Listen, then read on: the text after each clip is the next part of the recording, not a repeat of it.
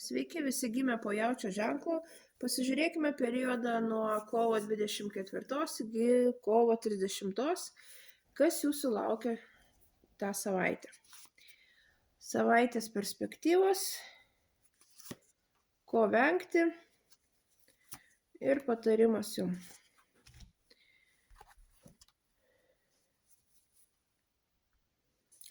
Šią savaitę rūpinsite savo materialinę gerovę. Sulauksite gerų rezultatų iš savo darbo. Jeigu užsiemat verslu, verslas duos visai neblogus rezultatus. Taip pat galimas susitikimas su labai praktiška, žemiška moterimi. Ko vengti. Venkite nenoro spręsti susidariusias galbūt problemas, galbūt iškilusius klausimus. Neatsiribokite nuo susidariusių situacijų. Jos reikalaus iš jūsų šią savaitę sprendimo.